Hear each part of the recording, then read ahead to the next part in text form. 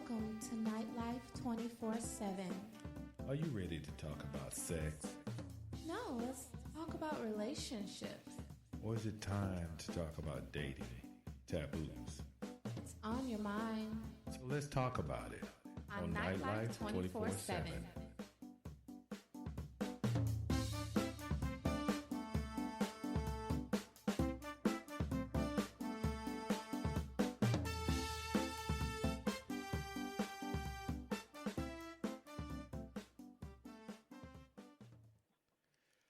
Everybody, welcome back. Welcome back. Thank God it's Friday. This is Nightlife 24/7. I'm as simple as it can get because I'm just your boy Mac here having a good time, chilling and talking with my girl, my best friend, my buddy, my Goomba. Sweets, what's up, girl? Jonathan, as usual, out here, people watching in the cold. You can have it. So, on Wednesday, we were discussing clown fetish sex with you. And I told you when we come back today on Friday, we would dissect a story. And the name of the title is called The Love of My Life Has a Clown Fetish. It was written by a young lady, Sunny Megatron. And that's her last name, Megatron. So don't be, I like that name. don't be tripping on me. It's like the cartoon Megatron. And it was published in 2016. And guess what? She met this guy through that famous group that my partner likes to partake in every now and then, FetLife. So, doing a shout out right now for FetLife. Handle your business, FetLife. So, I'm going to start the story, and then we're going to just cut it up here and there and then give our points of views on it. It says, upon meeting a prospective partner in a coffee shop or at the corner bar, they often become coffee shop hotties or corner bar dudes in a casual conversation amongst friends. When I first met the love of my life, my best friend, and I secretly referred to him as the sex clown, we met on FetLife. I was kinky. He was kinky. I saw photos of his most intimate moments and read about his dirtiest fantasies before I even knew him. After we started dating, I kept thinking, Ken is awesome. Dare I say perfect? He's kind, caring, smart, funny, and successful. I get him. I like him a lot, both in and out of the bed.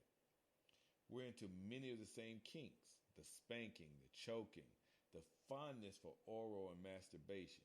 But I just don't understand the clown thing. After looking at various online profiles, I learned Ken had an alter ego named Creamy, spelled with a K, Creamy the Clown. Creamy was crass, dirty old man with no internal dialogue. He regularly appeared at fetish events, parties, and performed as an opening act for the Smashing Pumpkins' last show. Wow. One of his big draws was teaching classes in balloon bondage. Creamy seemed like a pretty credible clown, as far as clowns and their credibility go. I also discovered Creamy had an even darker side. He liked to do filthy hot things to beautiful, frightened ladies. So what do you just off of those few paragraphs right there, what do you gather off of that, Sweets? She's weird for being attracted. But she didn't know him. She didn't know about that at first. She was attracted to the guy before she found out about the alter ego. But the fact that she's still interested shows that she's just as weird. She's interested. She's going to have some clown sex, and she's going to be fucking the clown for a minute. Or she would have been turned off, and the blog wouldn't exist. I see it from a different perspective. I see that a woman fell for a man who had all the attributes that she liked, and then she found out a dirty secret. You're really a dirty secret. Dirty old clown man. Okay. I mean, that's the way I interpreted it. She met this guy. He hit all her bullet points on her list for a man. He's kinky. I'm kinky. He's smart. He's intelligent. He's caring. He's thoughtful. You know, he's hitting all these bullet points. But Cream is a nasty old, dirty old clown man. Cream is a nasty, dirty, old, filthy man with no internal dialogue, as she stated. And he loved doing filthy, filthy, hot things to scared women, scared, beautiful women. And he would teach balloon bondage. So she peeled back another layer of the guy that she liked. And now whether or not she's into it, I don't know until we read some more down. But it seems to me as though she's intrigued. She's not sure of how much she can peel back and see how much more is there. Does that make sense? Absolutely. But she still likes the guy. She may not or may indulge with Creamy, but she knows for a fact that this guy possesses all the other stuff on the outside, not on the alternate side. See, to me, though, and I'm gonna pose this question to you. Don't you think that at some point those two personalities are going to clash? It depends. I think that some people are very good at keeping their alter ego separate from their personal and their business life. But because he does it for business, he's able to get his fix because he can do it regularly. Unlike somebody that doesn't do it for business and you're not into it, they're just going to cheat on you with someone that is. Extremely valid point. So the clash might not occur in this particular situation. I mean, that's just like if you get off, on a woman's lingerie. But because you work at a lingerie store, you get your fix, even though your woman doesn't wear lingerie. So that should be easy to separate because you're getting enough of it. But what about, let's just say hypothetically, and I'm gonna throw a curveball in there. I like to throw curveballs in. Hell, I just like somebody grabbing my balls. But OMG. Let's just say, what if he was one of those guys? Well, he wasn't getting that fix. He wasn't able to quench that thirst in some kind of way through showmanship. And I mean, all he could do was dress up at home. Now then, I can definitely see the personalities clashing. All right. The alter ego will seep over into the personal life, and next thing you know, Mr. Perfect Guy is going to turn into Crumpy Claus, or whatever his name is, Creamy Clown. Yeah, Creamy the Clown with a K. Creamy the Clown. Yeah, that's right, Creamy the Clown with a K. Okay, let's get it right. So, all right, here you go. Ken seemed so normal, but everything I had ever heard about this clown fetish made it sound so abnormal. Something did not compute. I didn't know how to approach the subject of clown fetish with Ken. How could I bring it up without appearing judgmental or insulting? I simply wanted to know more so I could understand it. On our first date, I took a deep breath and I blurted out, "So, what's with this clown thing? I don't get it." Ken explained that it started with a childhood association, as many kinks and fetishes do. Some of his first memories were going to the Shriner Circus and being enthralled by the trapeze and the tightrope girls. Those women played an important role in his first sexual fantasies. As a result, the entire circus genre became appealing to him, including the clowns. Aside from negative media portrayals, most of what makes us so afraid of clowns are the mask and the makeup. We normally communicate heavily through nonverbal cues like facial expressions. When we interact with someone whose face is obscured, we often become confused, uneasy, and downright scared. What do you think about that? I think it's true because it goes back to the whole Harley Quinn thing. It's like her makeup isn't scary makeup. You know what I mean? It's sexy and adventurous. Right. Whereas when you picture a male in clown makeup, you picture it. You picture, the scary part. You don't picture something nice and subtle and soft. And true, and most of the time, even in the clown movies, you would have that clown had his face makeup, and people would be saying something to him, and he would just stand there with no facial expression, right? No, not saying anything back. And you're like, what the hell? Why is he not saying something back? Why is he not? Yeah, I get that. I get it. I get exactly what she's saying. We are used to nonverbal cues, whether it's hand gestures, shaking of a head, a smile, a quirk, gritting of your teeth, the way you squint your eyes. We, as humans, we're used to that. Right. Body language is everything. You don't know? Especially when you're doing role play. So. Okay. All right, so I'm going to continue down, read about 3 or 4 more chapters here. In early adulthood, Ken began practicing BDSM. As a dominant who revels in psychological edge play, he discovered dressing in clown gear was far more effective tool of torture than whips, floggers, or barehanded spanking. Claustrophobic, translation clown phobia, submission, could be reduced to tears with just a soft whisper in his ear from a clown. Clown play with a submissive who is phobic creates the perfect environment for an intense, emotional, gratifying scene for both parties.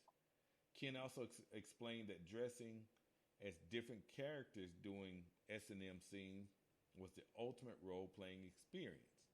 It's not only liberating to completely become someone else, but even more so when that someone is associated with fear, pain, and inappropriateness.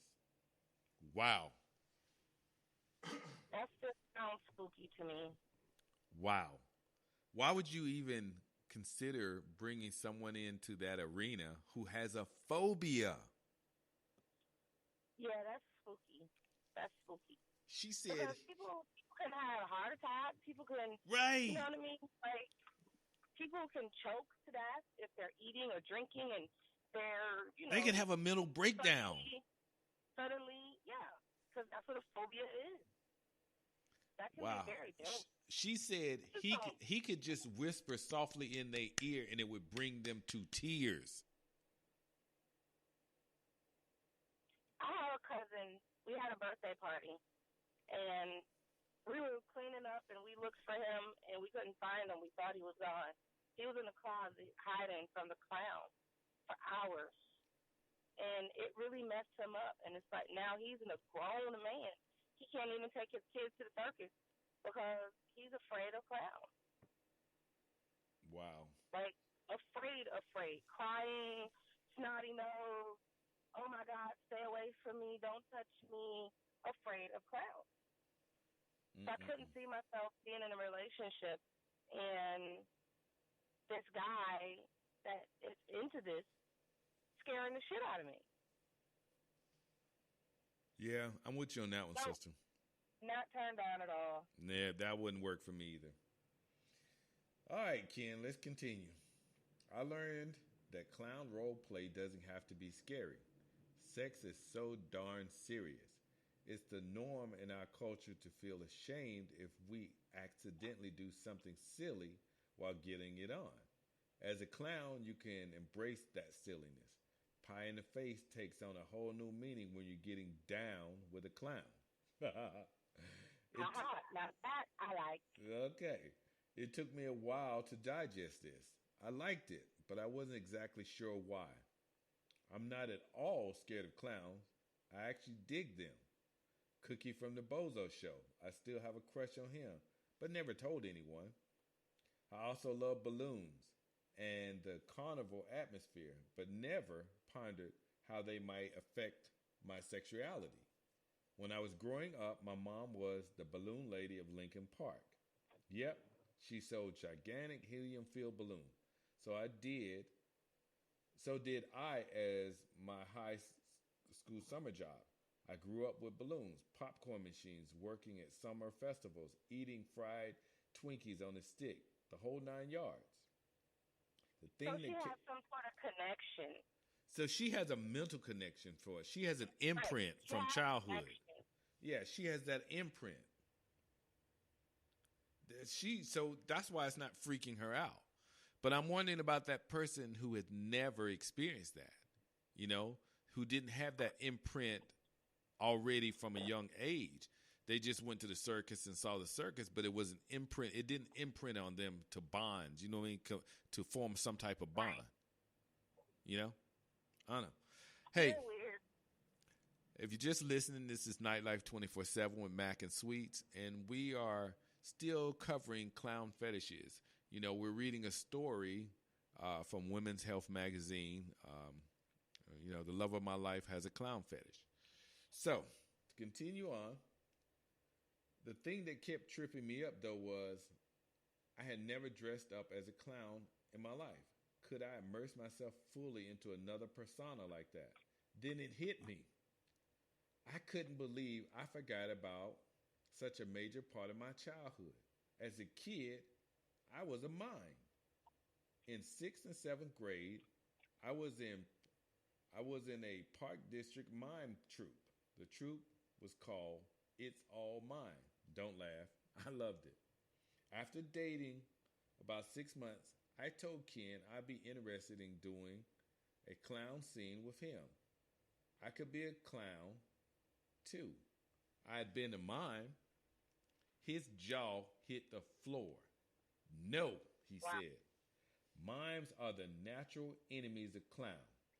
Ken proceeded he said he proceeded to tell me that as a clown, it was his duty to torture and break every mime he encountered. Apparently, clowns have hated mimes since the dawn of time. I had no idea. Me, she just taught me something. Because to me, like a mime is still considered a form of a clown. I mean, they're very talented, but they're still made up. They still have the costumes. They still have a role to play in reference. They have the face makeup, everything. Right. But there seems to be a unspoken war from the dawn of time, as we have just learned, between clowns and mimes. And the funny thing is, I've seen it in movies where they fight. Is there mime sex or mime fetish? I believe there are. There is, because when I was doing the research, it also related to that topics, mime sex and stuff. But I wanted to keep it only on one topic. I didn't want it to break it up into two. Right. But I've noticed in some movies, I've seen where mimes and clowns would break out in a fight. They would start pushing each other or, nudging each other, and then they would break out in a fight. Never understood why, but I just have clarity right at this moment. I now have clarity. Okay. As he continued to tell me about all the dirty and horrible things he'd have to do to me if I dared to dress up as a mime, I got really turned on. Finally, the time came. We were going to a dungeon party where he'd do a public clown versus mime scene. It was hilarious. This was the first time I saw Ken all decked out as Creamy. He tied me up with a balloon bondage, spanked me with a rubber chicken, and forced me to busy myself with all sorts of silly mime scenarios in the midst of all the party guests. stand in the That corner. actually sounds. That Huh? actually sounds pretty amazing. That sounds pretty nice. I mean, it sounds pretty amazing. It sounds entertaining. It sounds sexy. It I sounds mean, fun. and the fact that they're an actual couple, you know, Yeah. It said that sounds interesting. he said, go stand in the corner locked in a box. Go catch invisible fireflies. Through that experience, I discovered it was a lot more difficult for my 30-something-year-old self to refrain from talking than it was for my 12-year-old self. I also made a terrible submissive. Although I enjoyed a little time under a rubber chicken, I would have preferred having my way with my own helpless mind. A few months later, we threw all, we threw an all clown sexy dungeon party. We locked people up in cages with balloons, tickled them, ate cotton candy, had dirty contests and relay races, ate birthday cake off another naked clown, made submissive worship our giant clown shoes, and tie people up with balloon bondage. Okay, get your freak on. I've got it. I'm being honest with you. I agree with Sweets. This sounds fun as hell. It sounds really freaky. It sounds very entertaining. I mean, it really does. It sounds very entertaining. I don't see the harm in it. Balloons, tying people up in cages with balloons and spanking them with rubber chickens, eating cake off of somebody naked. Come on. So it's BDSM with a clown suit on. Right. Technically, all you did is add a costume and made it something else. Right. Well, we could. Okay, I get it. I could work. I mean, hey, I could work with this.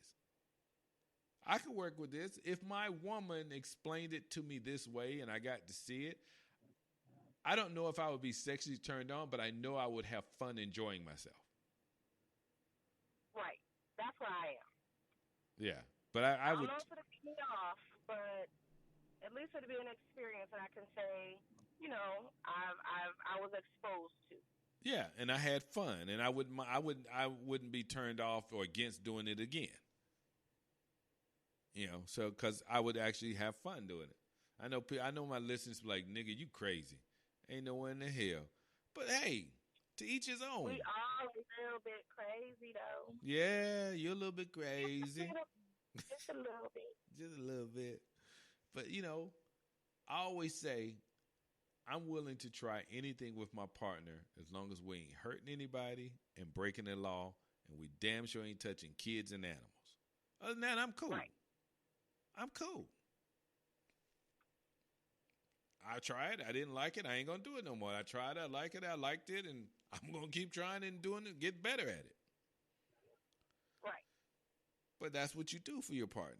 That's what you do for your lover. That's what you do for your friends, your friends with benefits, your boo, whatever you want to call them, the titles that you want to add and change to them. You know what I'm saying? But that's what you do. And that's how you do them so they can do you back. I'm just putting it out there. Now, I'm going to keep reading. And we're going to close this story out. And we're going to have our own little discussion in a little minute here. But I have never had that much fun in a dungeon. My cheeks hurt the next day from all the smiling and laughing. During the middle of the party, I finally understood why being a sex clown was so damn awesome. It's not the costumes, the objects, or the makeup that make the clown fetish fun. It's all about the feeling it creates. We were in a room. Reaction. Yeah. Yeah. That's exactly what it's saying. The same thing we said right up from the get-go. We could enjoy that. We would have fun.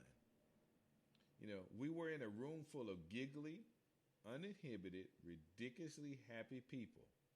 For just a few hours, we got to escape all of our responsibilities and all the arbitrary rules we're supposed to follow in order to be considered polite. And we did it in a fun, constructive, positive manner. I agree. They sound like they had a damn good time. But now just think about this. You enjoyed yourself, but just think about when you're conversing with your associates, when you're telling about that experience. and now you're able to expose other individuals to opportunities to take off from adulting, you know? Right. And you got some people that don't want to be in a, a Such a serious, committed body situation. fluid. I'm just saying, you got some people that don't want to be in a body fluid zone in order to experience their sexual freedom. Whereas something like this is sexual, it's funny, it's stress relieving. I mean, it actually sounds like a good deal. And you know what? The one thing she said to me, and a lot of people don't get that, laughter is the best medicine in the world. Oh yeah, Laughter can to cure laugh so and much. cry. Yeah. You'd be amazed just laughing and crying sometimes how it can relieve so much stress. You know what? Yeah, talk shit about me, call me all kind of names, say I'm a weird, freaky brother. But I would consider it. If I met a woman and she was into it, you damn right, I would consider it. Because just for me, I would have so much fun just laughing and joking and playing with other people. I really would. I'm cool with it. I'm totally cool with it. I get you now. I understand you I'm still not having sex with a clown. now. I'll watch. I'll definitely watch. I get you now. You have my understanding. Okay. People assume Ken and I have always have had clown sex, but we usually only bring out full clown gear for events or public BDSM scenes. Clowning requires extensive preparation, which is prohibitive, especially when you are as busy as we are. We do, however, incorporate elements of clowning in our lovemaking. Sometimes a big red nose, the honking horn when you're getting ready to nut, No, no. or or brightly colored wig makes an appearance. Whether you dress in clown gear or not, being uninhibited and happy each and every time is vital. We should never be afraid to laugh, even at ourselves, during our most vulnerable and precious moments. Next time you have sex, try go about try about going about it with an approach of a clown. You just might like it. You know what? This woman has hit on something. There have been many times when I've been having sex with a partner and we've either did something or said something or made a facial expression and we just bust out laughing. I'm not going to lie to you. I think that is the coolest thing in the world to be able to laugh either before, during, or after sex with your partner because you're not taking it so serious. You're just having fun. I agree. But we do a lot of role play if you're in a relationship with me. I like role play. I like dressing up. And it was a holiday. I don't remember what holiday it was, but we are getting it on. Like, the sex was amazing. We're like 2 hours in. We sweaty. We done took water breaks, everything. And I'm on top, riding backwards. And I get a Charlie horse. He started laughing at me. And then when he went to go change positions, his back started hurting. Oh my God. You talk about hilarious. Like two old ass people, cripple ass old people. You had a sex for 2 hours. It's like your body needed a break, but you still had the sexual urge. But just imagine that happening and you got on a red nose. Or, your girl got on a purple wig. Or, I mean, that has to definitely exemplify the experience. Oh yeah, oh yeah. I was at a swing party and I met these two cousins. And the whole time, it was one of the cousins' very first time. And we sat there for about an hour or something, just laughing and talking and just having fun. I was just cracking jokes the whole time. And I remember after going up in the room with them, because they said, hey, we want to spend time with you, going in up in the room with them. One was sitting on my face. The other one was riding me. They would take turns switching off. And I remember when we had finished, I turned to him and I said, I want to come to the family reunion. Oh, gee. They just looked at me and we fell out laughing. I said, I don't even give a damn if y'all show up. I just want to meet the rest of the damn family. Oh, my goodness. Sounds like you have a lot of fun with your escapades. Now, those I would like to see. I would like to watch you work a room. Oh, you would probably think I'm a nut. You would think I'm a damn nut. You would. You probably think I'm a damn nut because when I'm at parties and stuff, my whole goal is just to have fun. I'm not trying to be that intimidating person, and I'm not trying to be that suave, debonair guy that's quiet and withdrawn, and everybody's saying, "Damn, he's mysterious." You know, my goal is to make people have fun, have them understand you can let loose and just be yourself, and just there's no judgment. There's no judgment. I don't care what you do, how you do it. We're not here to judge you. Let's just enjoy each other. Whether you want to watch, whether you want to play with others, whether you want to sit there and masturbate, we don't give a shit. That's why I'm always, and I get invitations every 2 weeks to 3 weeks. I mean, on a regular basis, within a month's time, 3 to 4 weeks out of each month, I get an invitation to a party. I do. I mean, that's how I earned my name, Mac the Host. Because even when I go to other people's party, my goal is to make sure your people are having a good time. So, Well, I'm going to be tagging along, so. Oh, sister girl, you know you welcome. Mac the Host and his guest. Hey, you more than welcome. You are truly more than welcome. My game may not be as tight as it used to be back in the day because I was so good. I am sitting up here tooting my own damn horn. You know how many women I've slept with that were white and never slept with a black guy? You know how many women I've slept with that were completely gay and never slept with a man? And here it is, they sleeping with a black man. Look at you. Introduce your world into the vanilla chocolate swirl. Oh, please, girl. It was on.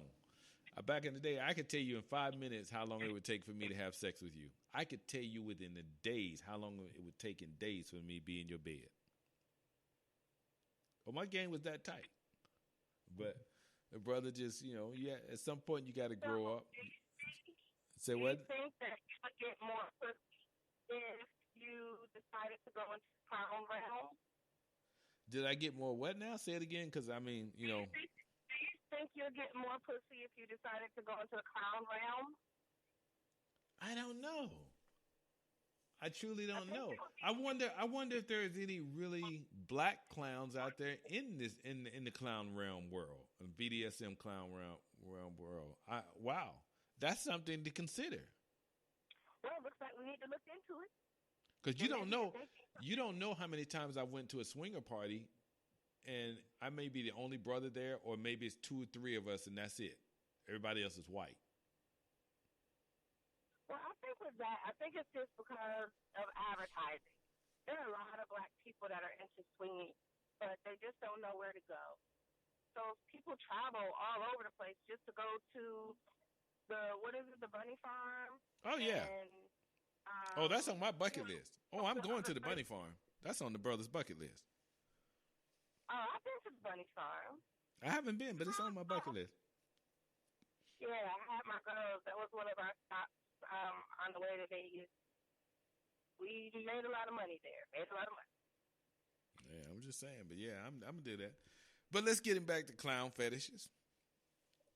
I think people that if it is something that your partner brings your way, I think you should try to embrace it with an open mind. I think that if you have a very stressful position in life or a stressful job or just life in general, It's stressful. Maybe you might want to consider something that makes you laugh and giggle and smile so much that your face hurts. Hell, more than anything, it may not turn out to be sexual. It just may turn out to be fun. That's just my point of view on it. Wrong or right, good or bad, that's just what I think. I agree. Laughter is good medication. And when you walk into something different, you don't know what to expect. But at least with this, you know what to expect. Happiness, laughter, joy, you know? Childhood acts, being silly.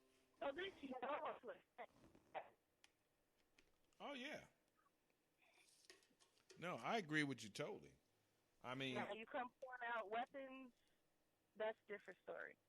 The fact that here it is, somebody spanking your butt with a rubber chicken. Now that I'll do. I'll slap your ass with a rubber chicken. Yeah. You being tied up with balloon animals. Come on now. That's funny as hell. Come on. People, let loose. Stop being so sexually withdrawn. Such, just so much restraint back and holding back. Have fun. Hell, bust out a nut and a laugh at the same time. What's the worst that's going to happen? Your partner start laughing with you? And you're really enjoying yourself? Come on now. It ain't that bad. Let it go. As they say, woosah. Woosah into the clown realm. That's it. Woosah into the clown realm. Now, we're not telling you to go out there and buy clown suits. We're not saying that. All we're saying is, though, you can get some clown makeup. And hell, you go to Party City and get you some little clown things, that make it. Just a mask. Yeah. So you can still have a good time. Face the mask. Get your woman. How about this? Get your woman to make up your face, do your face, then you turn around and do your woman's face. Come on. Now that sounds sexy. Just that alone, that sounds sexy. Right. You can make this so much fun interacting with each other. She wants to do her face, then turn around, get a little jersey, little tight jersey like a girl was wearing in the movie. Then get her some funny looking boxer shorts, all right, or boy shorts, and then have her put on some heels with them. Come on now. Dude. Which is really creative and not seen there. Yes. Take your man, get him one of them little collar necklaces with a bow tie on it that spins. Put him on a vest and have that little flower that shoots water right there. Come on, people. And he can still, if he want him to, still let him wear the big-ass clown shoes.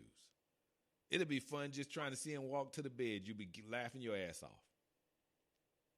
Come on. That sounds hilarious. It does.